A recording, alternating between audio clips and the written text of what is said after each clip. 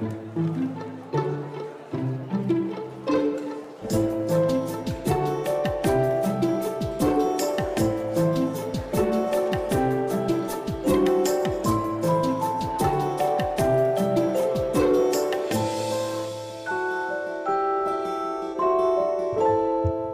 je vous propose qu'on commence notre rencontre de ce soir, rencontre avec Yves Ternon, avec un penseur atypique et personnellement dont je me sens très proche parce que en tant que juriste spécialisé en droit, j'ai été amené aussi à naviguer dans d'autres eaux qui nous livre deux ouvrages importants, deux ouvrages majeurs et qu'il faut lire en même temps, qu'il faut lire ensemble.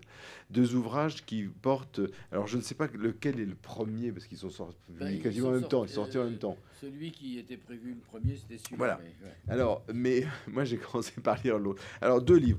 Le premier, Genèse du droit international, des pères fondateurs aux conférences de La Haye, publié chez Cartala, et qui est un ouvrage qui retrace l'histoire de l'idée de droit international à travers ses pères fondateurs, et qui est en quelque sorte, c'est comme ça que je l'ai vu, que je l'ai lu, un hommage aux pères fondateurs et aux pères oubliés, aux pères qui ne sont pas qui ne sont pas les plus connus, ceux dont les noms nous sont familiers aux oreilles, et qui est une histoire très profonde, très ancienne, qui part de l'Antiquité. Donc une entreprise intellectuelle d'une histoire longue du droit international. Et puis, Génocide, Anatomie d'un crime, qui est préfacé par Annette Becker et qui est publié chez Armand Collin, et qui est en quelque sorte la suite de ce livre, parce qu'il va porter sur les génocides du XXe siècle, les trois grands génocides, les génocides des Arméniens, le génocide des Juifs d'Europe et celui des Tutsis du Rwanda. Alors, c'est intéressant parce que c'est à travers ces livres, on voit un cheminement paradoxal. Vous le disiez, mon cher Yves, en commençant, parce que vous êtes, en fait, c'est un cheminement à l'envers.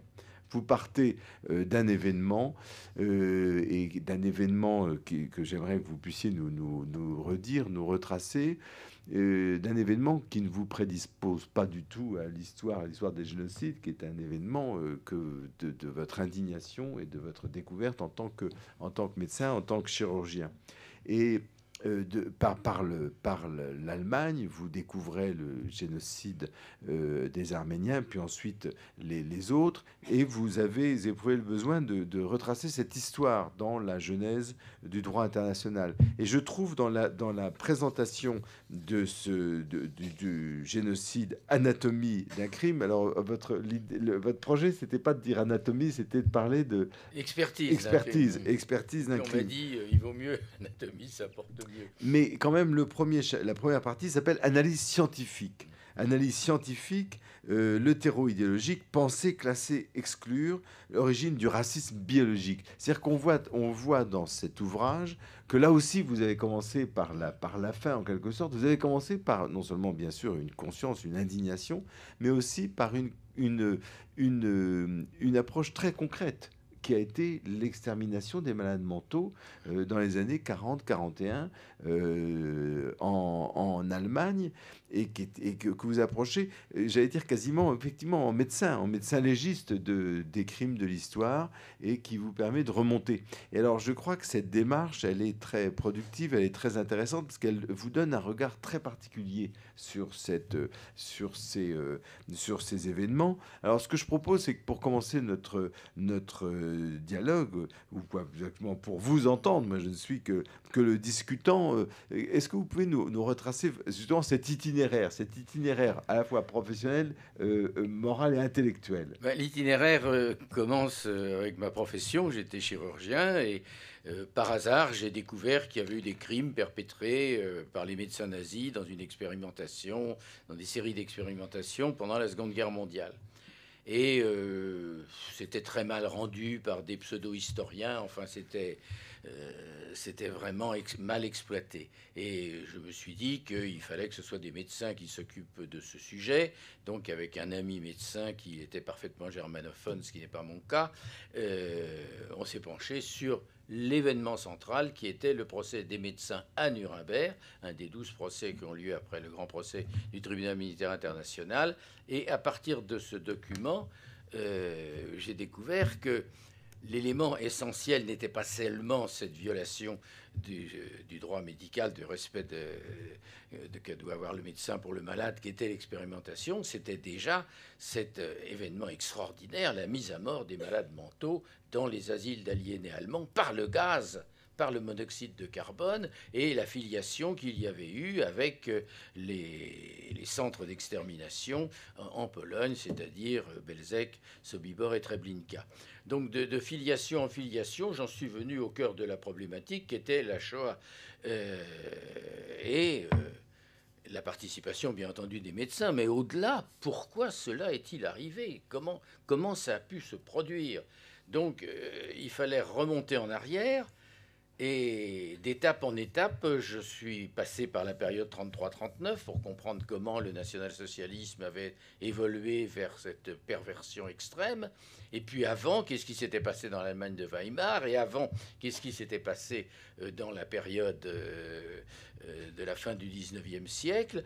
Et dans ce que l'on a appelé cette Europe génocidaire, où en fin de compte, une pensée biologique a été à l'origine de tous ces événements, parce qu'il y a eu la Première Guerre mondiale, parce qu'il y a eu Weimar, donc on pouvait monter et descendre sans arrêt.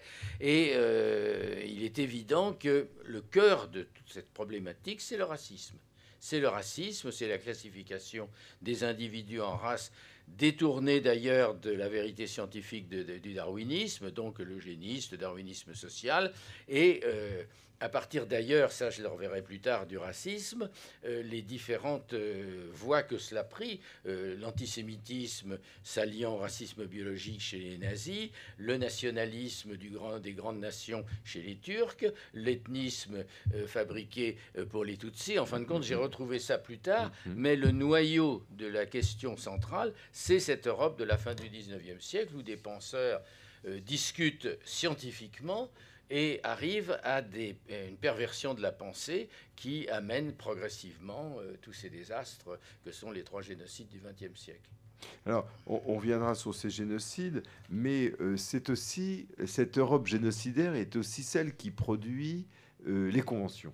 Les conventions de 1907 sur le droit de la guerre, absolument, les conventions de l'Haye. Donc il y a un paradoxe. Oui. Il y a un paradoxe, mais ce paradoxe, alors je me suis posé aussi une autre question, parce que je remonte toujours en arrière, je me suis dit, mais ce droit pénal international, quand on analyse, il va commencer vraiment avec la constitution d'infractions qui peuvent être pénalisées, qui permettent de juger des individus. Et ça, c'est l'accord de Londres du 8 août 1945. Donc c'est au milieu du XXe siècle qu'on commence à condamner des criminels, quel que soit leur degré d'appartenance à l'intérieur de l'État. Donc qu'est-ce qu'il y avait avant? Avant, il n'y avait rien, ou pratiquement. Et la première fois où on ébauche une infraction, c'est lors de la conférence des deux conférences de La Haye de 1899 et 1907.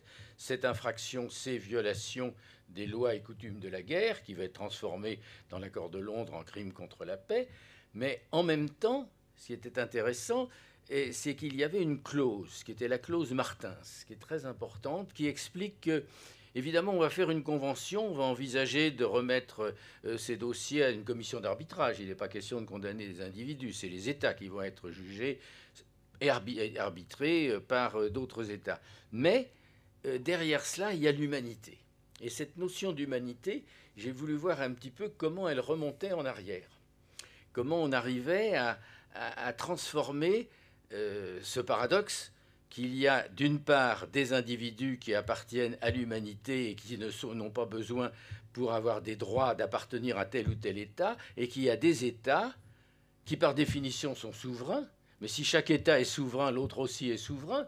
Donc comment vont-ils négocier ensemble des accords? C'est tout le problème de la genèse d'un droit international. C'est ça, Martins qui était représentant de la Russie. Qui était russe, oui, parce qu'il y a deux Martins. Il y a un Martins allemand, voilà, de Frédéric de Martins, et il y a un Martins qui était russe, parce que les conférences de La Haye, paradoxalement, sont initiées à la demande de Nicolas II. Alors, si on reprend, si on reprend les choses à l'endroit, et qu'on reprend par ce livre sur la genèse du droit international, quel a été votre axe, ou quel a été le point de départ de cet axe pour essayer de reconstituer la genèse d'un droit international? D'abord, le point de départ, ça a été la modestie, parce que je me suis dit, je vais parler de droit, j'ai une bonne formation d'historien, je ne suis pas trop nul comme philosophe, mais je n'ai aucune formation juridique, ou plutôt j'ai abordé le droit international à travers les crimes du XXe siècle. Donc, si je commence à demander à des juristes, je vais me trouver complètement englué. Donc j'ai péché par audace et j'ai travaillé seul en découvrant très rapidement qu'il y avait trois éléments dissociables dans le temps. Il fallait prendre période par période en bon historien, et qu'à chaque période, il y a l'histoire, les événements, le cadre historique. Il y a les pensées philosophiques, qui sont très libres, hein, les philosophes peuvent dire ce qu'ils veulent. Et puis il y a ce troisième personnage, qui est le jurisconsulte. Le jurisconsulte, c'est un homme de droit qui, comme son nom l'indique, est consulté par le pouvoir en général, et qui, lui, dit le droit, mais dit le droit dans le cadre des contraintes quand même des États. Et en travaillant sur les différentes périodes, j'ai pensé qu'il fallait vraiment rendre hommage à ce groupe d'hommes qui sont, je dis d'hommes parce qu'il n'y a pas de femmes avant le XXe siècle, je suis désolé, mais c'est comme ça, qui sont les véritables fondateurs du droit international, qui sont en avance en général d'un ou plusieurs siècles sur l'évolution du droit, et qui sont relativement méconnus. Et puis, ce qui est intéressant, c'est l'évolution des différents jurisconsultes d'un siècle à l'autre à travers justement l'histoire de l'Europe. Je précise que je me suis borné à l'Europe parce que c'était déjà assez audacieux de travailler là-dessus, donc je commence donc avec la Grèce. Mais ce qui est intéressant, c'est que vous dites que vous n'êtes pas du tout juriste et que vous avez peur, vous craignez le jugement des juristes. Vous avez bien raison, entre parenthèses, parce que je pense que les juristes ont une vision, quoi. Les juristes, les internationalistes, comme on les appelle, ont une vision très particulière de leur matière, parce que c'est aussi le travers des juristes, c'est que les juristes pensent par discipline, et eux, à mon avis, ils auraient écrit une histoire différente, qui aurait été une histoire de ce qui génère le droit international. Alors que vous n'êtes pas juriste, mais vous faites une histoire à travers les juristes. Voilà. À travers les juristes. Et ça, c'est très original. C'est très original. Et vous montrez comment, en essayant de reconstituer cette chaîne de juristes visionnaires, de juristes qui sont des gens inattendus. Alors, on peut en prendre plusieurs figures, qui sont d'ailleurs, dont certaines ne sont pas très connues de la part des juristes. Parce que les juristes, ils ont leur marotte, mais c'est vrai que la Grotius est bien évidemment connue. Alors, est-ce que vous pourriez nous présenter quelques figures de ces jurisconsultes qui ont eu cette prémonition pour régler des problèmes pratiques? Je pense à l'origine, vous le retracez très bien, du droit des gens. Jus Gentium. Oui, alors le problème d'ailleurs, il faut savoir que tous ces textes sont en latin pendant une vingtaine de siècles. Hein, c'est le Jus Gentium. Je dis jus parce que j'ai appris le jus en latin, mais on dit jus maintenant. Bon, le Jus Gentium des Romains. Et tout le problème est de savoir quel est ce Jus Gentium. C'est pour ça que la première partie du livre, je l'ai appelé le droit des gens. En sachant d'ailleurs, je vais faire un pas en avant, que dans la définition du crime de génocide, l'article 1er du crime de génocide parle d'un crime contre le droit des gens en français, mais c'est traduit en anglais, c'est le texte anglais, c'est international law. Donc droit international et droit des gens, en fait, vont se confondre au XXe siècle. Mais ce droit des gens, quel est-il ? Bon, on voit déjà que ce sont les Romains, mais le Romain, c'est Rome qui va décider. Elle a ses jurisconsultes, mais c'est Rome qui décide donc de ses relations avec les autres États. Et puis, il y a l'Empire romain d'Occident, mais il y a l'Empire romain d'Orient. Alors là, avec Justinien, on a vraiment pour la première fois une codification du droit des gens qui va servir de base. Et puis ensuite, l'Europe va être l'Europe du monde chrétien, donc jusqu'à la fin du XVe siècle, l'Europe du Moyen Âge, avec une interférence de droit, où le droit des gens se mélange avec le droit coutumier des barbares, le droit féodal donc du suzerain et également le droit canon des pères de l'Église, avec des personnalités assez extraordinaires, évidemment, Saint-Augustin peut-être, mais surtout que Thomas d'Aquin. Thomas d'Aquin, c'est vraiment la référence première de tous les jurisconsultes qui vont fonder le droit international dans les siècles suivants. Parce que Thomas d'Aquin arrive à penser, c'est un homme d'Église, mais il arrive à penser le droit en dehors des impératifs absolus de l'Église. Et puis, il y a vraiment ce XVIe siècle. C'est vraiment dans le début du XVIe siècle que tout bascule. Alors, il faut justement voir un peu quel était ce XVIe siècle, cette première moitié du XVIe siècle surtout, avec la véritable moment de fondation des États, avec l'humanisme, avec les différents penseurs, et évidemment au centre de cela Erasme, avec Montaigne ou la Boétie comme ses successeurs. Et puis, il y a un personnage qui pour moi est fondamental, parce qu'il est reconnu maintenant comme le père fondateur du droit international, qui est Francisco Vitoria. Alors justement, est-ce que vous pouvez nous raconter, parce que là encore, on voit ça dans vos chapitres, c'est une Vitoria pense par le négatif, pense par des problèmes. Ouais. Il y a un problème. Voilà. Toujours comme ça que ça commence en droit. Il y a un problème. Il y a la méthode. Il y a la méthode, parce que là, on est dans l'éducation chrétienne, héritée d'ailleurs de la pensée grecque, c'est la pensée scolastique. Donc Vitoria, il pose un problème, il pose le pour et le contre, et il va conclure. Mais ce qui est important, c'est la personnalité de Vitoria. Vitoria, c'est un dominicain. Il est formé largement à Paris, à la Sorbonne, et puis il va... il a la pensée de Thomas d'Aquin d'ailleurs qui le forme, et puis tous les grands maîtres de l'époque, et il va aller à Salamanque. Et à Salamanque, dans la plus grande université probablement de l'Europe à cette époque, il va faire des conférences. Et chaque année, en fin d'année, il y a ce qu'on appelle une relectio, où il donne le bilan de son enseignement. Et il y a deux conférences qui sont fondamentales parce qu'elles vont créer véritablement le droit international par les questions qu'elles posent. La première conférence s'appelle De Indis, c'est-à-dire des Indiens.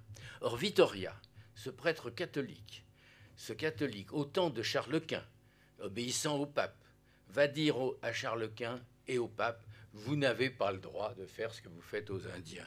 Parce que les Indiens sont un peuple, qu'ils ont leurs lois, qu'ils ont leurs coutumes, qu'ils ont leur territoire. Vous pouvez commercer avec eux, mais vous n'avez pas le droit de les assassiner, vous n'avez pas le droit de les voler, vous n'avez pas le droit de les traiter, puisque ce sont des êtres humains. Il reprend évidemment les théories de Bartolomeo de Las Casas et de la fameuse controverse de Valladolid. Et là, on voit véritablement cette audace, et qui est quand même accepté par les plus grands. Et le pape et Charles Quint, ils sont peut-être pas d'accord, mais ils acceptent ce que dit et ce qu'enseigne Vitoria. Puis ensuite, il va parler du droit de la guerre dans une autre conférence, des Jure Belli, et il va expliquer que toute l'histoire oscille entre la guerre et la paix, et quelles sont les conditions de la guerre. Évidemment, il faut accepter la nécessité des guerres, et on pose la question de la guerre juste, qui est une question qui va durer jusqu'à nos jours, bien entendu. Mais dans tout ce parcours, il y a en permanence, tout le droit international est fondé sur la guerre et la paix. Est-ce que la guerre est l'état normal et la paix, en fin de compte, c'est transitoire entre deux guerres, ou est-ce qu'il faut arriver à la paix? Est-ce qu'on va arriver à faire une paix universelle? Ça va durer des siècles, et c'est ainsi que va se structurer de façon paradoxale, avec des hauts et des bas, le droit international au cours des siècles en Europe. Qui est dans le fond le droit à vous lire, le droit international, le droit qui va donner le droit de l'humanité aujourd'hui, avec beaucoup de méandres et beaucoup de difficultés d'ailleurs. C'est quand même un droit de l'autre. C'est quel statut on donne à l'autre. Le jus gentium, c'est d'abord le droit de ceux qui s'opposent au jus civile, celui des citoyens. Et le droit romain va être profondément perturbé, d'ailleurs, à chaque fois, par cette savoir que comment on va pouvoir faire commerce, d'abord, c'est de ça qu'il s'agit, faire commerce avec des gens avec lesquels on n'a pas le même droit. On ne partage pas la citoyenneté romaine. Et l'édit de Caracalla va étendre considérablement la citoyenneté et va modifier le droit. Et c'est intéressant parce que la question des Indiens, c'est la question de l'altérité qui est posée. Pourquoi le début du XVIe est si important? C'est important parce que c'est la confrontation à une altérité qui est celle des grandes découvertes, qui est celle de l'autre, du sauvage, qui va tellement d'ailleurs travailler les penseurs, et c'est également du droit naturel, et puis bien sûr ensuite des Lumières. Oui, alors ce qui va se discuter aussi, c'est est-ce qu'il y a deux droits ou est-ce qu'il n'y en a qu'un? Alors, il y a des penseurs qui vont parler du jus gentium, donc du droit des gens, en disant c'est l'ensemble du droit. Et puis il y en a d'autres qui vont dire il y a le jus naturalis, le droit naturel. Alors ça, ce sont des droits qui sont intangibles, qui ne peuvent pas bouger, puisque c'est le droit qu'a chaque individu en tant qu'individu dans la sphère des hommes. Mais est-ce qu'il y en a deux ou est-ce qu'il n'y en a qu'un? Et ça va être une controverse qui va se débattre tout le long du XVIe, XVIIe, XVIIIe siècle, et à travers la guerre et à travers la paix. Donc c'est pour ça que ces jurisconsultes vont travailler avec les textes des précédents en général, et que c'est très aride et très difficile à les lire. Alors il y en a qui écrivent bien, puis il y en a qui écrivent horriblement mal, mais leur problème, c'est de savoir si ce droit naturel, en fin de compte, au départ, est-ce que l'homme est bon, est-ce que l'homme n'est pas bon, comme dit Rousseau, ce droit naturel va pouvoir s'imposer comme droit des gens. Non, en fait, parce que le seul droit qui importe, c'est celui qui va se discuter entre les nations souveraines pour savoir dans quelle mesure elles vont pouvoir faire des concessions qui vont aboutir soit à la guerre, si elles n'en font pas, soit à la paix. Donc, le véritable travail, justement, de construction du droit, c'est Hugo Grotius qui le fait. Mais ce qui est intéressant, c'est aussi la migration qui se produit entre le XVIe et le XVIIe siècle. Et c'est pour ça que je tenais beaucoup à montrer l'ensemble des événements historiques. On est en plein dans les guerres de religion. Le XVIe siècle, c'est quand même 1517, les thèses de Wittenberg, c'est Luther qui est un homme de guerre, il ne faut pas l'oublier. Bon.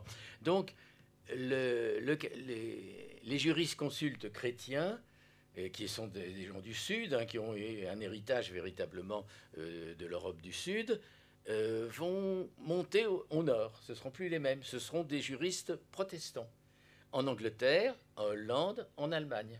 C'est là que pendant 2 siècles va se construire le droit international, le droit des gens, avec toutes les questions que cela pose, et à travers évidemment les conflits politiques, parce qu'un Hollandais, comme Grotius, ne va pas raisonner de la même manière qu'un Anglais. Oui. Et ce qui est intéressant aussi, c'est qu'apparaît à ce moment-là, avec le développement du commerce, le droit de la mer. Parce que le droit des mers, la mer, c'est un lieu qui appartient à tout le monde, théoriquement. Mais elle est traversée par des bateaux. Et dans des bateaux, il y a des cargaisons. On est en paix ou on est en guerre. C'est des questions qui durent encore d'ailleurs jusqu'à aujourd'hui, mais qui vont se débattre pendant des siècles entre les jurisconsultes. Qu'est-ce qu'on peut faire avec les pirates? On les condamne tous, mais le vaisseau ami, le vaisseau ennemi, la marchandise neutre, etc., etc. C'est un droit qui est absolument fondamental. Et à ce droit des mers, est-ce qu'on s'ajoute un droit territorial de la mer? C'est-à-dire, est-ce que au niveau du continent, on va prendre un morceau de mer qui appartient à tel ou tel souverain? Alors tout ça se débat sans arrêt, et c'est pour ça que mon livre est absolument illisible et aride, si je puis dire, parce que il faut en parler. Dites pas ça maintenant. Attendez qu'il y aura une dédicace à la fin. Alors, c'est pourtant essentiel. Oui. C'est essentiel, mais c'est intéressant parce que pour le sujet qui nous intéresse, et ici surtout au mémorial de la Shoah, c'est finalement ce droit des pirates, l'ennemi de tous. Oui. L'ennemi de tous, dit Cicéron dans le De Officiis, et on voit la parenté, et ça va être repris par Hannah Arendt d'ailleurs à propos du procès Eichmann, c'est-à-dire que l'ennemi de tous, toujours cette question de l'altérité, mais là c'est une altérité qui fait qu'il ne peut pas être un vrai combattant, parce qu'on n'est pas sur Terre, on ne partage pas la Terre. Et cette hostess humani generis, l'ennemi du genre humain, c'est quand même quelque chose qui s'applique d'abord aux pirates, et qui va être repris pour le crime contre l'humanité. On le dira à propos du nazisme, on le dira à propos d'Eichmann. Et on voit aujourd'hui d'ailleurs qu'il y a une réactivation de cette idée dans l'idée même de justice pénale internationale, de cette idée que le tyran, le criminel contre l'humanité se met lui-même au banc de l'humanité. Mais alors on va un peu vite en besogne, parce qu'il y a le droit naturel, l'importance de la guerre civile, la guerre de 30 ans qui est quand même... Alors la guerre de 30 ans, c'est la clé. C'est la clé, parce qu'il ne faut pas oublier qu'au nom de la religion, l'Europe, et en particulier l'Europe du Nord, l'Allemagne, va être entièrement ravagée. Il y a des provinces, même l'Alsace aussi, et le nombre de provinces allemandes, qui vont perdre 60% de leur population. Essentiellement d'ailleurs parce que ce sont des guerres conduites par des mercenaires, que les mercenaires justement se conduisent en ennemis du genre humain, qu'ils ratissent tout. Et ce qui est important, c'est de comprendre que pendant 4 ans, on va essayer de mettre fin à cette guerre. De 1644 à 1648, les discussions de Münster et de Osnabrück vont essayer d'aboutir à une paix. Et on aboutit en 1648 à une paix qui représente un changement complet au milieu de l'Europe, qui est la paix de Westphalie. La paix de Westphalie va établir pour la première fois un équilibre européen. Elle consacre un certain nombre de principes. D'abord, la souveraineté des États, mais aussi le caractère absolutoire des traités. On signe un traité, on ne va pas continuer comme on faisait avant de le remettre tout le temps en cause. Et puis, l'égalité des petits États. C'est ça qui est très important, c'est qu'il y a en Allemagne en particulier plusieurs centaines de petits États, mais dans le traité de Westphalie, tous sont égaux et on ne doit pas toucher au territoire de ces petits États. Donc le traité de Westphalie va théoriquement, je dis théoriquement, régner sur l'Europe, en tout cas jusqu'à la Révolution française, avec des exceptions, parce que justement, au XVIIIe siècle, il y a soi-disant les despotes éclairés, les 3 despotes éclairés que sont Frédéric II, admiré par Voltaire, que sont Catherine de Russie, que sont Joseph II, et ils vont procéder au premier grand crime de droit international, c'est-à-dire le dépouillement de la Pologne. Ils vont dépouiller la Pologne, se partager la Pologne. Et donc, d'un côté, ils reconnaissent la valeur des Lumières, et de l'autre côté, ils se comportent en anti-Lumière. Et ça, c'est très important, parce que on s'imagine qu'à partir du moment où, ouverte par les penseurs du XVIe siècle, développée au XVIIe siècle, mais développée surtout à travers les grands penseurs de Montesquieu à Rousseau et Voltaire, les Lumières vont éclairer l'Europe. Mais les Lumières n'éclairent l'Europe que dans la mesure où elles satisfont les intérêts des souverains. Et les souverains vont procéder déjà aux anti-Lumières. Et on va avoir jusqu'à maintenant, et encore aujourd'hui bien entendu, cet éternel contraste entre des principes établis par les Lumières, qui sont respectables en tout, et les anti-Lumières qui en font qu'à leur grise. Ce qui est très contemporain aussi pour nous, quoi, ce qui est très intéressant à se rappeler cette histoire, c'est que les guerres de religion, on voit bien qu'aujourd'hui, avec le renouveau, pas le renouveau, avec l'apparition d'un fanatisme religieux d'un genre nouveau à travers le terrorisme djihadiste, islamiste radical, on ressent la nécessité de se replonger dans cette histoire pour comprendre quelles étaient leurs manières, quels étaient les problèmes tels qu'ils se le posaient, notamment à propos des guerres de religion. Et ça me semble... Absolument, que ce soit à travers toute l'Europe, en tout cas certainement en Allemagne et en France. La Saint-Barthélemy, tout le monde sait ce que c'est, mais les nombreux massacres qu'il y a eu en Allemagne, c'est absolument effrayant. On assassinait les gens au nom d'idéaux religieux, parce que l'un était encore, il n'y avait pas que les luthériens, il n'y avait pas que les protestants, il y avait les luthériens et les calvinistes, tout était brouillé. Et c'est pour ça que la paix de Westphalie, quand même, marque vraiment une rupture. Mais vous dites la paix de Westphalie dure jusqu'à la Révolution française. En fait, elle dure jusqu'en 1914. Oui. Elle continue. Quoi, oui, elle continue, mais il y a quand même l'interruption napoléonienne. Ah, bien sûr. Ah oui, oui. Parce que là, on a un problème, et c'est ça qui est passionnant dans l'histoire. Donc, la Révolution française, on ne va pas revenir dessus, mais elle marque quand même une rupture dans l'arrivée du peuple pour défendre son territoire. Mais Napoléon est un personnage assez contrasté parce que il veut la paix. Il veut toujours la paix, mais il est obligé de faire la guerre pour obtenir la paix. Et puis là aussi, il fait la guerre sur terre, mais ce qu'il veut, c'est le contrôle des mers. Et il la perd. Il a perdu tout parce qu'il n'a jamais réussi à contrôler les mers. Donc il va parler le droit, il va croire qu'il va importer les Lumières dans l'Europe, et en fin de compte, par la manière dont il se conduit, par la nécessité où il se trouve selon sa propre perspective des choses, à aller toujours plus en avant, il va apporter la catastrophe que l'on sait. Alors, mais c'est un homme de droit, il faut quand même pas oublier. Bien sûr, c'est un fondateur du droit et il pense le droit. Il pense le droit. Et d'ailleurs, c'est ce qui explique cette perception aussi différente de Napoléon par les Français et par les étrangers. Il rend les Français détestables à toute l'Europe pendant tout le 19e siècle. On ne veut plus entendre parler d'eux. Ce sont des sanguinaires, des envahisseurs. Et pour des Français, il reste le père du Code civil, il reste le père de l'organisation administrative de la France. Et c'est pour ça que cette différence de perception se ressent toujours, y compris dans la manière dont il est considéré. Mais alors, passons au 19e siècle. Et le 19e siècle, qui est le siècle dans lequel l'idée d'un droit international va véritablement se poser en tant que tel. Oui, alors il est un peu piégé par la notion de droit international humanitaire. Oui.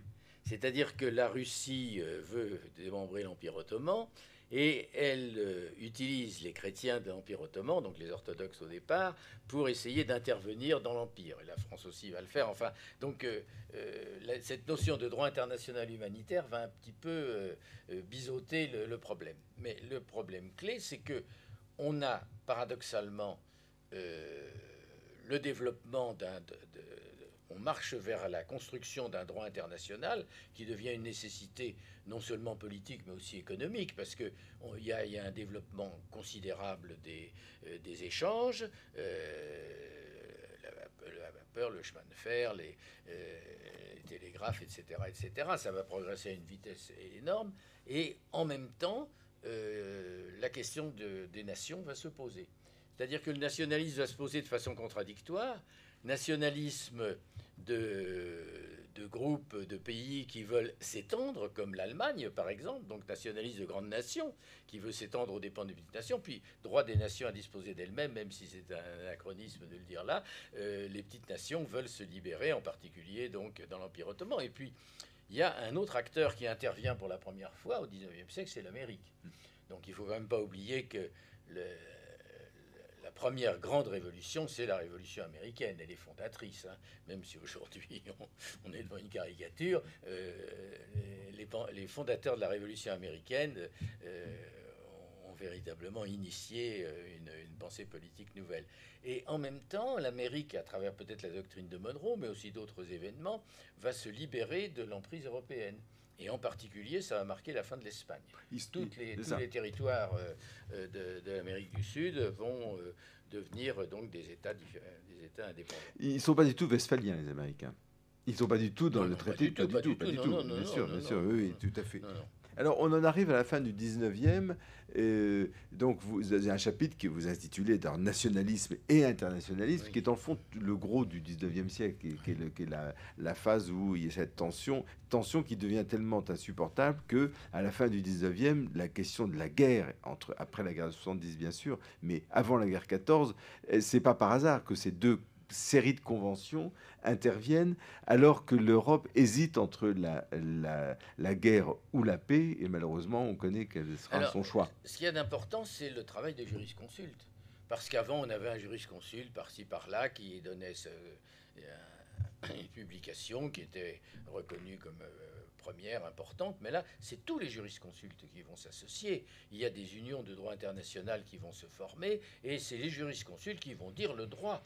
La conférence de La Haye, les conférences de La Haye sont préparées par d'autres conférences, et il y a une notion aussi importante qui apparaît justement à travers la révolution, la guerre de sécession américaine, qui est le Code Liébert. Le Code Liébert, c'est un code très détaillé des usages de la guerre, en quelque sorte. Il y a des choses que l'on ne doit pas faire. C'est le premier code militaire, mais très détaillé. Je crois qu'il y a près d'une centaine, je crois, d'articles. Et ce qui est important, c'est que Hébert explique que dans la guerre, effectivement, comme le dit Clausewitz, il faut annihiler l'adversaire, mais il ne faut pas lui faire le plus de mal possible.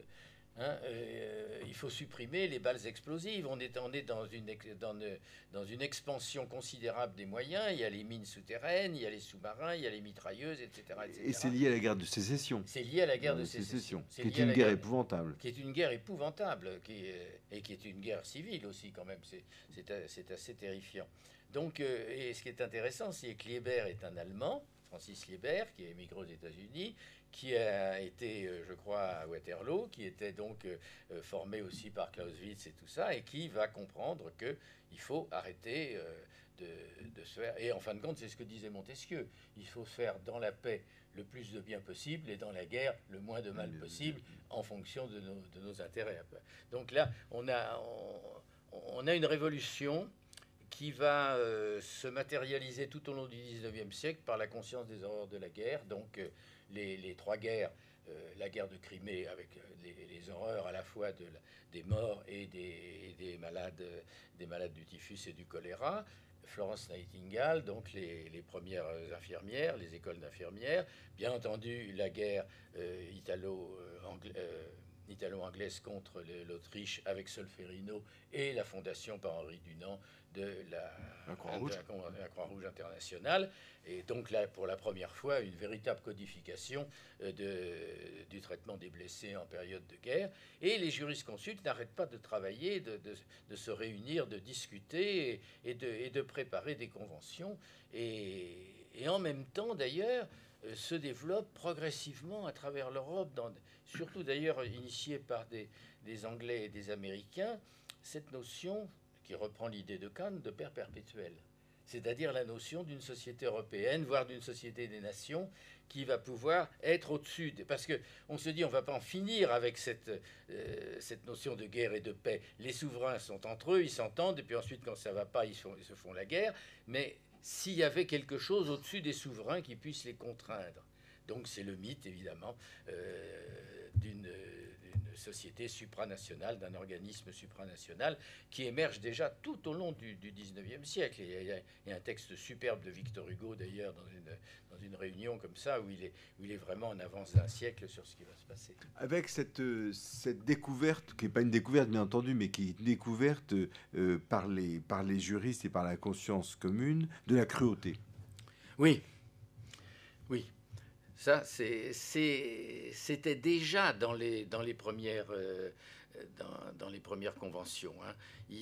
D'abord, il y a une notion qui apparaît très tôt chez les latins de nocentes et d'innocentes. Donc il y a ceux qui font la guerre, ils se nuisent les uns aux autres, puis il y a les innocents, c'est les civils. Et véritablement, le développement des guerres va se manifester par des atteintes contre les civils. Donc c'est déjà une cruauté d'attaquer les civils, et puis il y a effectivement, à travers les guerres, des violences absolument insupportables où les personnalités criminelles s'éclatent. Alors, on en arrive au XXe siècle, alors qui est votre, j'allais dire, pas votre siècle de prédilection, mais votre siècle laboratoire. Vous l'avez fait, le XXe siècle, c'est pour ça que... Mais c'est-à-dire que là aussi, les jurisconsultes vont jouer un rôle très important dans l'entre-deux-guerres. Des gens comme Marionu, des gens très méconnus. Joël Ubrecht veut réhabiliter le rôle d'Aaron et Anu, que je ne connaissais pas d'ailleurs, qui était un... Moi, j'ai bien connu son livre. Et dès qu'il y a eu le texte sur le crime contre l'humanité, Aaron et Anu, qui est un juriste roumain, Eugène Aaron et Anu, a écrit un superbe livre qui a été publié, je crois, en 1945. Et qui joue un rôle important. Oui, il analyse vraiment le crime contre l'humanité. Les juristes roumains, d'ailleurs, jouent un rôle important comme Vicente Pella, Vespasien Pella, pardon, qui lutte contre, qui envisage déjà le crime contre la paix, enfin en le formulant autrement. Les jurisconsultes, les juristes sont toujours en avance, parfois de quelques décennies, mais parfois de plusieurs siècles, et puis les philosophes souvent de nombreux siècles avant. Parce que c'est ça, il y a quand même cette singularité qui va culminer avec la Shoah, qui est cette singularité. Alors ça, on le voit bien, on le voit bien dans le second livre dans le second livre, c'est-à-dire cette imbrication, puis cette autonomie du génocide par rapport à la guerre. Oui. Moi, ce que j'ai vraiment découvert progressivement, c'est que c'est le processus génocidaire. Oui, si vous voulez. C'est pour ça que je ne crois pas que l'on peut étudier les violences de masse du XXe siècle sans l'appui du droit. Les historiens et les juristes sont complémentaires. Mais quand on atteint un niveau de destruction tel que le génocide, il faut même faire appel à toutes les sciences humaines, d'une façon générale, mais là en particulier. Or, on parlait de quoi? Du génocide, la singularité du génocide par rapport à la guerre, parce qu'on a beaucoup parlé de la guerre. Alors, ce qui m'avait intéressé, c'est qu'en fin de compte, il avait fallu se sortir de l'article 2 de la Convention sur le génocide, qui a entraîné une banalisation du crime de génocide, alors que véritablement, le crime de génocide, ce qu'a fait Lemkin, c'est une découverte formidable d'isoler un crime particulier, un crime singulier, et qui est véritablement la forme la plus monstrueuse de la criminalité de masse. Et dans ce crime, il y a 3 étapes. Bon, il y a une étape qui est bien claire, c'est celle qu'on étudie d'abord, c'est l'événement lui-même, c'est le temps court du génocide, qui se termine en général, parce qu'il s'est terminé par la disparition de l'État criminel. Et puis, il y a le temps long d'avant le génocide. Il y a le temps après pas le génocide, mais on va d'abord parler du temps long. Et c'est véritablement dans le temps long du processus génocidaire que l'on peut comprendre le crime de génocide. C'est-à-dire cet enchaînement des causes et des effets qui progressivement va amener inéluctablement à la perpétration d'un génocide. Et là, justement, c'est là-dessus que je me suis surtout attaché pendant plusieurs années, c'est de montrer les différentes étapes. Schématiquement, j'en ai isolé 5. La première, on repart à la source, c'est le terreau, c'est l'idéologie criminelle, l'idéologie meurtrière. Ce sont des gens qui vont émettre des idées, donc qui croient d'ailleurs tout à fait banales, mais qui vont être porteuses de mort et qui sont toujours basées sur le racisme avec ses différentes modalités. Et puis, il y a une deuxième phase que l'on découvre de plus en plus maintenant quand on étudie ces phénomènes, c'est ce que j'appelle le ressentiment. C'est parce qu'un peuple souffre, qu'il a besoin de revanche, qu'il dit qu'il a été trahi, qu'il va bâtir une théorie du complot et qu'il va identifier un groupe criminel, un groupe responsable, de sa défaite, de sa destruction, de son humiliation. Ou il inverse d'ailleurs le rôle du bourreau et de la victime. C'est la victime qui est le bourreau. La victime devient bourreau en puissance. Le persécuteur, c'est ça. Donc là, on est véritablement dans la construction où on va trouver véritablement quelle est la future victime. On va cibler la future victime. Donc ça, c'est la période clé. Si on arrivait à couper ces deux périodes, à raisonner les gens pour extraire ce poison du racisme et à montrer que quand il y a du ressentiment, il faut d'abord chercher quelles sont les causes de ce ressentiment dans la faute même de l'État ou d'autres personnes, mais sûrement pas d'un groupe victime, un futur groupe victime, on arriverait à casser le génocide. Mais dans la troisième étape, qui est l'étape totalitaire, c'est-à-dire le moment où un parti va s'emparer du pouvoir et devenir maître des destinées de ses citoyens, là, il va se centrer sur le groupe victime, il va le persécuter d'une manière très différente. Il peut assassiner des gens, il peut les exclure, mais d'une façon générale, il va procéder à une déshumanisation. En se déshumanisant lui-même, d'ailleurs, parce que tout le monde perd ses qualités humaines. Et puis, après, il y a la guerre. Et quand, là encore, on pouvait arrêter le génocide. Mais quand il y a la guerre, c'est fini, c'est pas possible. Parce que la guerre, elle va balayer toutes les réserves. D'abord, elle va supprimer toutes les barrières morales. Ensuite, elle va donner un permis de tuer à tout le monde, aux militaires bien entendu, mais aussi aux civils. Elle va surtout redéfinir la figure de l'ennemi. L'ennemi, il est non seulement l'ennemi qui est à l'extérieur, mais l'ennemi intérieur.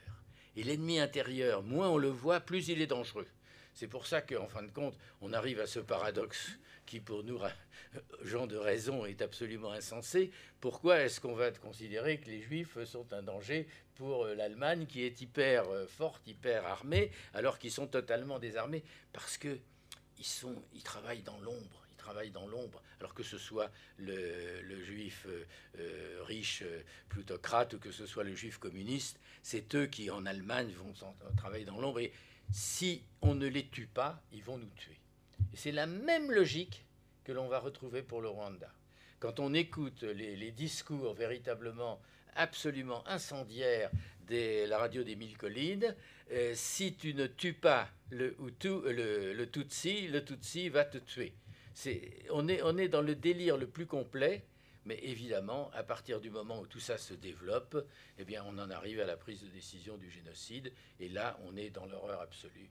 Et autant il y avait de possibilités de prévention, parce qu'il ne faut pas oublier que la Convention du génocide, c'est une convention pour la prévention et la répression du crime de génocide. L'analyse du processus génocidaire, basée sur une analyse comparée, permet de comprendre qu'on aurait pu prévenir cela. Maintenant qu'on sait, évidemment. Pour les Arméniens, c'est un autre problème, c'est plus compliqué, parce que il est évident qu'il y avait un contexte politique, que le contexte n'est pas uniquement, c'est pas le même racisme, c'est le nationalisme turc, c'est la nécessité pour les Turcs d'éviter que se constitue une nation indépendante à la fin de la guerre à leurs frontières, qui amène à la décision de détruire les Arméniens et de procéder à un nettoyage ethnique et à une purification de la Turquie. Mais on est quand même dans la même logique où c'est le bouc émissaire qui va être détruit. Et ce qui est essentiel, qui caractérise le crime de génocide, c'est que tous sont coupables. Bon, pour la Shoah, on parle du crime d'être né, c'est-à-dire qu'il n'y a pas d'excuse. On est juif, donc on doit mourir. Pour les Arméniens, c'est un peu différent parce qu'on va associer aux tueries massives le vol de personnes qu'on va réintégrer dans la société. Pour les Tutsis, c'est à peu près la même chose que pour la Shoah, mais il y a des moments où on a besoin de se reposer. On est dans une logique plus ridicule, en fait, plus absurde, mais on va tuer les petits-enfants, on va les tuer même dans le ventre de leur mère, on va tuer les vieillards, on tue tout le monde. Et c'est vraiment le comme tel, as such, les gens sont tués comme tel pour leur appartenance au groupe, qui caractérise le génocide et qui le distingue complètement de tous les autres crimes de masse, de tous. On ne peut pas parler de génocide s'il n'y a pas cette sélection, cette volonté de détruire tous les membres. Et c'est pour ça que moi je termine toujours mes conférences aujourd'hui sur les yézidis, parce qu'on assiste avec Daesh, avec les yézidis, au même type, évidemment sur un niveau différent, mais qui pourrait pu être, c'est pas le nombre qui compte, au même type de discrimination, de séparation des gens que l'on tue, que l'on détruit, que l'on anéantit au nom d'une idéologie. Mais est-ce que vous parliez du temps long? Ce sera ma dernière question. Après, on pourra discuter ensemble. Vous parliez du temps long et du temps long dans la préparation. Moi, je crois que ce temps long, il se diffuse aussi après le génocide. C'est-à-dire qu'on voit qu'il y a cette tension entre l'occultation et la mémoire, cette manière de piller la mémoire ou de la contester, donc le négationnisme. Et on voit, c'est très intéressant, on le voit d'ailleurs dans l'avant-dernière conférence sur la difficulté qu'il y a à faire ces procès pour les médecins en Allemagne. Il faut attendre très longtemps, en fait. Il faut attendre les années 80-90 pour qu'il y ait un véritable travail qui est très bien fait, d'ailleurs, maintenant, vous le dites.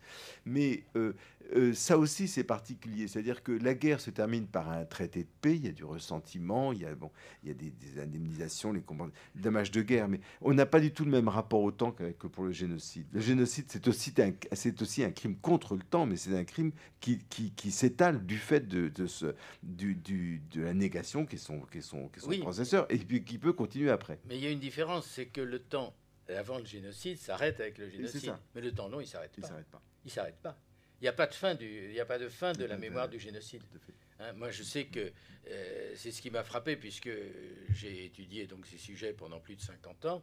J'ai donc eu l'occasion et la souffrance de rencontrer des survivants du génocide des Arméniens, de la Shoah, bien entendu, et maintenant, on l'a tous vu, du génocide des Tutsis. Mais c'est le même discours, c'est la même souffrance, c'est le même fossé entre nous qui n'avons pas subi et eux qui ont subi. Donc, et puis, c'est la même volonté que tout soit connu. C'est pourquoi la souffrance arménienne, un siècle après, est toujours aussi violente, aussi vive. Ils ont véritablement stocké la souffrance dans leur mémoire et ça s'accumule. Ça ne finit pas, un génocide. Ou la violence du négationnisme de la Shoah, qui était en fait une manière de continuer, cette, pas le travail, parce que on n'est plus, mais de continuer ce même esprit de, encore une fois, de la négation qui était le processeur même du crime contre l'humanité et du génocide. Alors, maintenant, la parole est à vous. Des questions, des observations, des réactions, des commentaires. Oui. Sans cultiver le paradoxe, il y a quand même un problème avec les juristes. Et le problème qui est que les juristes traitent difficilement l'atrocité. Ils n'y arrivent pas. Je veux dire, la mise en symbolique des lois, etc., fait qu'on recule l'atrocité, et ce n'est pas ça qu'on traite. Et je prends simplement un exemple, pour être rapide, c'est qu'au procès de Nuremberg, puisque vous avez commencé à parler de ça, au procès de Nuremberg, les seuls qui, comment dirais-je, revendiquent le génocide, qui en sont fiers et qui le disent, ce sont les nazis. C'est-à-dire Wisliceny, Otto Ollendorf, plus tard Rudolf Hess.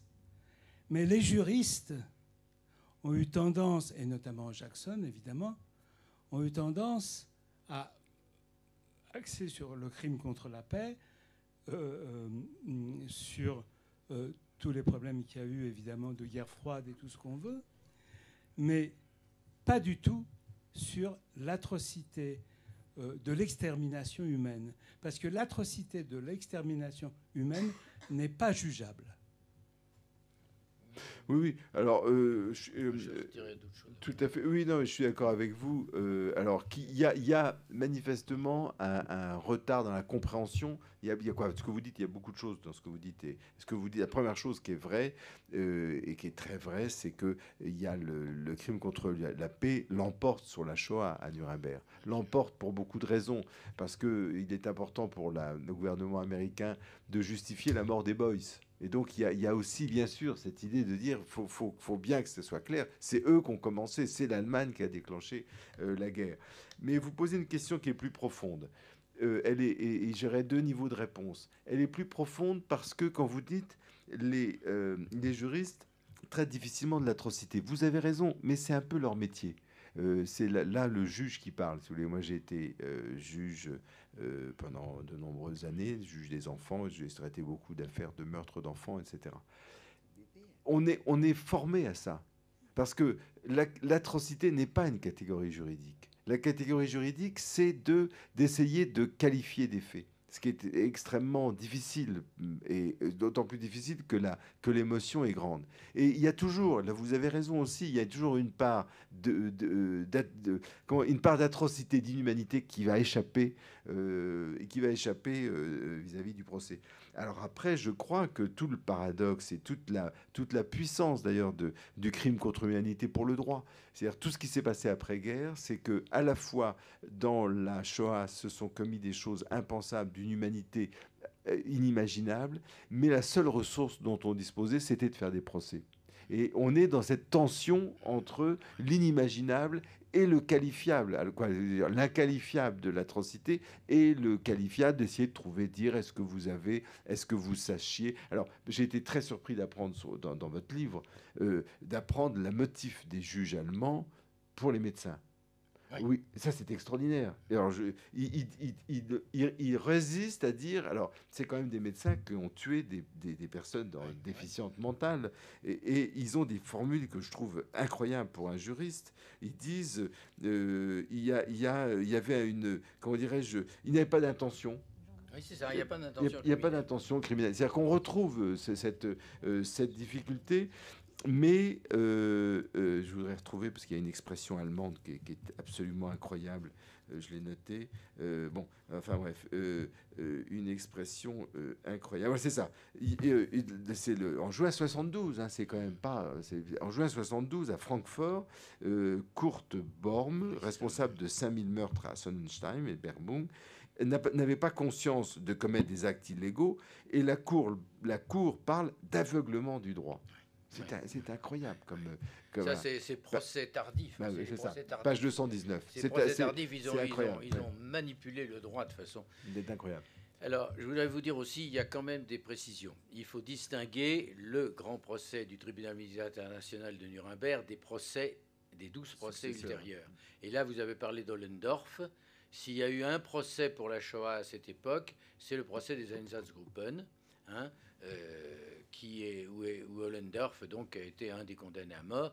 Et Otto Ollendorf est un personnage très intéressant, si je puis dire, par son horreur, parce que c'est un grand intellectuel. C'est un homme très intelligent, très brillant. Ce sont ceux-là, les nazis les plus dangereux. Hein. On a fait tout un tas de livres là-dessus. Bon, et puis Rudolf Hess, c'est intéressant aussi dans un autre domaine, parce que on est hors de la critique. C'est un monstre total, mais Rudolf Hess va... Vous parlez de Rudolf Hess, Moi, j'avais cru que vous parliez de Rudolf Hess. Ah non, d'accord. Vous avez parlé de Hess. Oui, non, mais c'est pour ça.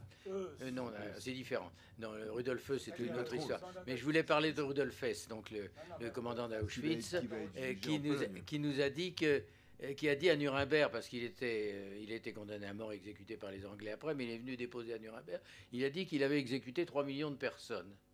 Et comme des naïfs, un grand nombre d'historiens, j'ai dû en faire partie, ont cru qu'il y avait eu 3 millions de personnes tuées à Auschwitz, parce que l'assassin lui-même avouait. C'est très important parce que ça montre qu'il faut lire les procès. Hein.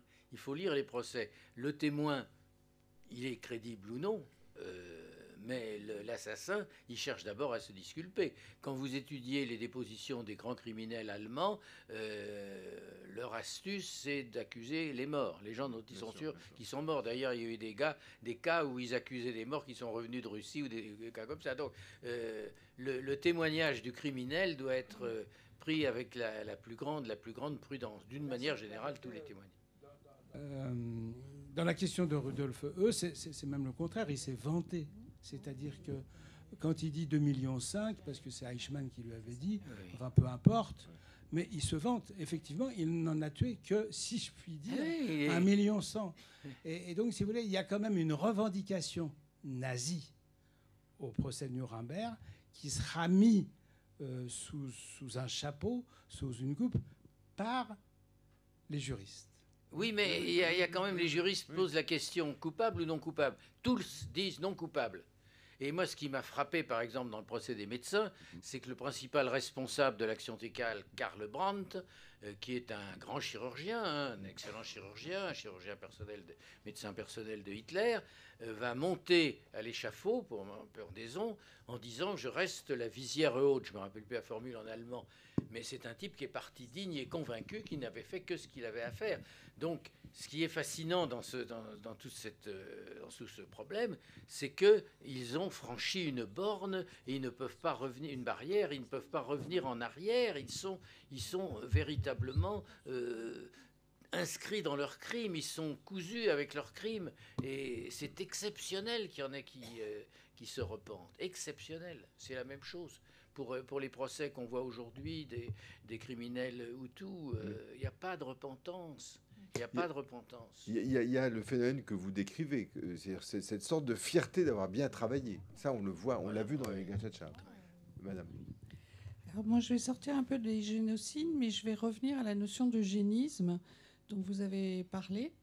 Et alors certes, cette notion aboutit à des massacres, mais ça aboutit aussi dans des pays comme les États-Unis à des lois qui ont permis non pas de tuer en masse, mais de stériliser. Cette loi aux États-Unis a duré jusqu'en 1964, je crois. Elle existe encore en Suède, elle n'est pas appliquée, mais elle existe encore. La loi est réhabilitée tous les ans. Et je voudrais savoir si il serait possible juridiquement entre guillemets, de cataloguer ces interventions de stérilisation qui ont été faites quand même à grande échelle aux États-Unis dans la population noire au titre de cet eugénisme, avec bien sûr un argumentaire de protection, de sécurité. Voilà. Donc je voudrais savoir si juridiquement on pourrait pas intervenir et cataloguer, classer cette attitude qui a consisté à stériliser des femmes et des hommes aussi, donc à supprimer leur possibilité de se reproduire. Est-ce qu'on pourrait les... Comme crime contre l'humanité. Comme crime contre l'humanité. Oui, alors écoutez, je voudrais d'abord revenir sur cette notion effectivement de stérilisation, parce que c'est quand même le premier crime nazi. Hein. La loi est du 14 juillet 1933. Elle va créer des tribunaux d'études héréditaires pour voir si on stérilise telle ou telle personne. Évidemment, ça va se passer surtout chez les malades mentaux ou prétendus malades mentaux dans les asiles, mais aussi dans les populations. Et cette stérilisation, elle n'est pas volontaire, elle est forcée. Alors là, il y a une notion très différente entre les pays. Parce que les lois de stérilisation allemandes vont succéder à des lois qui avaient eu lieu avant, d'abord en Suisse, aux États-Unis, dans plusieurs États des États-Unis, en Suède et au Danemark, je ne sais plus si c'est pendant ou après. Bon. Donc le problème, c'est l'accord. Un grand nombre de stérilisations, pas celles que vous faites allusion contre les Noirs, mais de stérilisation sont acceptées par les gens, qui sont demandées par les gens théoriquement. Mais les 400 000, je dis bien 400 000 stérilisations qui vont avoir lieu de 33 à 39, parce qu'après, avec la guerre, on va annuler le truc, ces 400 000 stérilisations sont presque toujours des stérilisations forcées. Hein, et ils avaient prévu plusieurs millions de personnes à stériliser dans les tribunaux de santé héréditaires. Et c'est les premières morts. Bon, chez les hommes, c'est pas difficile, on lit les différents. Mais chez les femmes, ils vont jusqu'à faire des hystérectomies. Hein. Donc, il y a des femmes qui vont mourir de cela. Hein, et des femmes qui sont des citoyennes allemandes, comme pour l'euthanasie. Donc, c'est les Allemands, sur les lois de citoyenneté de Nuremberg de 1935, qui vont être les premières victimes de la criminalité nazie. Bon, qu'est-ce que l'on peut faire? Ça, il est évident que tout homme défenseur des droits de l'homme va vous dire qu'il faut abolir toute idée de stérilisation non volontaire. Ça, et encore. Mais la question que vous posez, elle est très intéressante. On va la retrouver souvent en droit aujourd'hui. Parce que j'allais répondre la même chose on est dans une situation qui est ambivalente, qui est tangente. C'est-à-dire que l'eugénisme est quelque chose qui se pratique pas mal dans les pays d'Europe. Et donc, pour le juge, il faut se mettre, pour la justice, il faut se mettre dans l'état d'esprit au moment où. Alors, pour les RRO, il n'y a aucun problème. Il y a une volonté de tuer, il y a une volonté de déporter dans le désert pour qu'ils meurent. Donc, la qualification du crime contre l'humanité, qui est une politique d'hégémonie qui est délibérée, qui est pensée en tant que telle pour exterminer, elle est évidente. Alors je crois que c'est toute une difficulté actuelle. Il faudrait un travail des historiens de savoir quel était l'état de l'opinion américaine, des gens qui pratiquaient ça, quel était l'état de conscience, quelles publications scientifiques circulaient dans la communauté scientifique, quel était l'état d'esprit des mouvements des droits civiques. Et pour comprendre cette prise de conscience et voir à quel moment quelqu'un... C'est très important pour nous aujourd'hui, parce que cette histoire n'est pas finie. L'histoire, malheureusement, les crimes continuent. Des crimes et des crimes de masse peuvent continuer. On en voit des exemples horribles tous les jours. Et donc, ce qui change peut-être, c'est la conscience. C'est-à-dire que dans cette histoire de la jeunesse du droit international, il y a quand même une progression de la conscience qui s'accumule, même si elle n'est pas toujours honorée. Et donc, ça, c'est une question très importante. Mais on l'a retrouvé en droit dans l'affaire du sang contaminé.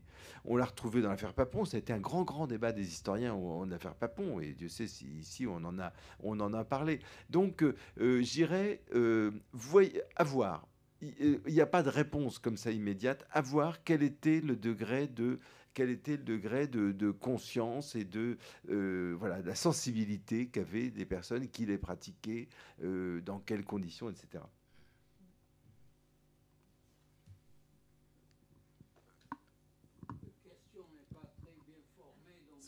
Un micro. Remarquable historien. Dans ma tête, mais essentiellement, c'est en quelques mots, est-ce qu'il y a quelque chose de différent aujourd'hui qu'il y avait 70 ou 75 ans avant? C'est-à-dire, avec toute l'éducation des livres, des commentaires, de télévision qui a sans cesse démontré toutes ces atrocités, nous avons eu, bien sûr, Rwanda, par exemple, une grande chose. Les gens qui ont fait ça, ils n'ont pas eu aucune inhibition morale. Et c'est quoi exactement? Et aujourd'hui, je demande, nous avons, avez-nous progressé un peu avec toute cette éducation, tous ces exemples, toute cette analyse précise, psychologique, historique, même économique, etc., un niveau de perception internationale où un fou ou pas fou, quelqu'un avec pouvoir peut oser de faire la même chose. Oui, alors... Quelle inhibition pour cette personne? C'est ce que j'ai dit tout à l'heure avec les lumières et les anti-lumières. Les lumières, c'est la progression. Et les lumières, elles vont vers un droit international.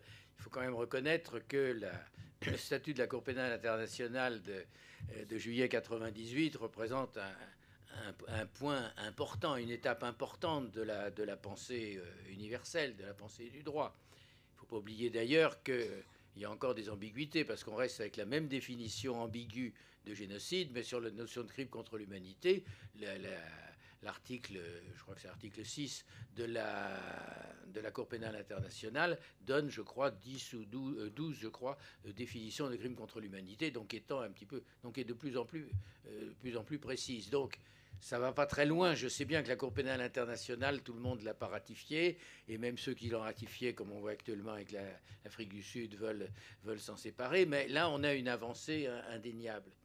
Mais il y a aussi le contraire, les anti-lumières. Nous qui travaillons sur les génocides, quand on entend dire plus jamais ça, on sourit de tristesse, en se disant mais ça continue. Donc au XXe siècle, on n'a pas véritablement fait de génocide pour des raisons religieuses. Au XXIe siècle, on est en plein dedans. On est en plein dedans. C'est un radicalisme religieux absolument insensé au regard de gens civilisés comme nous prétendons l'être, en tout cas comme nous le sommes, qui assiste à cette dégénérescence de la pensée dans un radicalisme qui défigure toute une religion. Donc c'est un combat permanent, ça finit pas. Ça finit pas, mais il n'y a que le droit. Je vois pas d'autre ouverture que le droit. Je sais bien que la première juridiction de la première mandature pour la Cour pénale internationale n'a abouti qu'à une condamnation. Puis on dit maintenant on condamne les Africains, mais les autres on les condamne pas. On fait ce qu'on peut, on n'a que ça, mais c'est une avance et il faut la préserver, il faut la maintenir, il faut la développer si on peut. Mais nommer le crime, ça a quand même mis des siècles. Maintenant, on a nommé le crime, on a des infractions, on a génocide, on a crime contre l'humanité, on a crime de guerre, on a maintenant crime d'agression qui vient juste d'être défini. Parce que crime contre la paix, on en parlait longtemps, mais il a fallu les années récentes, après la Cour pénale internationale, pour qu'on définisse la crime d'agression et qu'on est en train de la ratifier. Ça avance. C'est pas aux juristes que je vais dire qu'on n'a que lui. Il y avait des procès aussi. Il y avait des procès contre les gens, c'est vrai. Quelques-uns. Récemment, n'est-ce pas? Bien sûr. Moi, pour répondre à votre question, je dirais que il y a, de la part des juristes, on a des instruments en plus. On a beaucoup d'instruments aujourd'hui, d'instruments juridiques. On a des conventions, on a des procès, on a des tas de choses. Ça, je crois que ça a évolué. Moi, ce qui me frappe, c'est la rapidité et la facilité avec laquelle on suspend un jugement moral sur autrui. Ça me frappe beaucoup. Et notamment aujourd'hui, dans les années qui s'assombrissent, qu'on est en train de vivre en ce moment. Ça me frappe beaucoup. C'est-à-dire la manière dont, à propos de la Syrie ou à propos d'autres théâtres, avec quelle rapidité on justifie, pour des raisons de géopolitique, oui, parce que c'est très compliqué, la Russie, tout ça. Bon. Et la question, c'est le droit, oui, les procès, oui.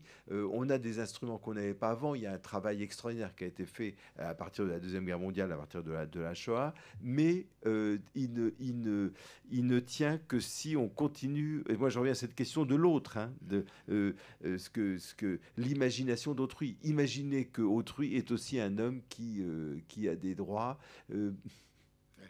Voilà. Ça, je ne suis pas sûr qu'il y ait grand progrès de la sensibilité. Oui, c'est moi qui ai le micro. Moi, je voulais revenir sur l'extermination des malades mentaux. Donc, vous l'exprimez, enfin, vous racontez ce qui s'est passé en Allemagne, mais on sait aussi qu'en France, il y a eu énormément de malades mentaux qui sont morts pendant la guerre de famine. Est-ce que ça a été jugé d'une façon ou d'une autre ? Non, parce qu'il y a eu un certain malentendu sur l'extermination, sur la mort des malades mentaux pendant la guerre. Il est certain que dans les hôpitaux psychiatriques, il y a eu beaucoup de morts. Ils sont morts de faim dans l'ensemble. Alors, il y a eu le fameux livre qui est sorti, là, l'extermination douce, là, qui a fait penser que c'était intentionnel. En fait, il y a une juriste, une historienne juriste qui a travaillé là-dessus et qui a montré que dans les grands asiles, le problème était assez compliqué parce que même sous Vichy, on a redonné un peu plus, il y a eu des règlements qui ont donné un peu plus de nourriture aux malades mentaux. D'autre part, il y a eu des vols qui étaient faits par les infirmiers, souvent, ou en tout cas le personnel de nourriture. Donc les malades mentaux recevaient déjà moins de nourriture et on a volé un peu leur nourriture. Donc il y a eu beaucoup plus de morts. Les courbes sont établies pendant les périodes les plus difficiles pour se procurer de la nourriture. Mais alors ça, je suis absolument formel. Le gouvernement de Vichy, et encore moins les nazis qui n'ont jamais eu la main là-dessus, ne sont pas responsables directement des morts, en tout cas pas dans la perspective d'une action criminelle. Par négligence, si on veut, par insuffisance de moyens, si on veut, mais absolument aucune intention criminelle à l'égard des malades mentaux. Il ne faut pas oublier que certains hôpitaux psychiatriques ont servi aussi de lieu de résistance. Il y a les fameux, j'ai plus les noms en tête, mais enfin dans le sud de la France, il y a des asiles où il y a eu, on a abrité pas mal de résistants espagnols en particulier. Enfin non, il y a le monde des malades mentaux ne relève pas de ces catégories juridiques de criminels. Oui, je ne connais pas. Je pense à Camille Claudel, bien sûr. Il y avait une dimension pathologique en plus, mais elle est morte de faim quand même, comme beaucoup de personnes hospitalisées. Je ne vois plus de mains se lever, et donc je voudrais remercier très chaleureusement Yves Ternon de venir, d'avoir... Merci.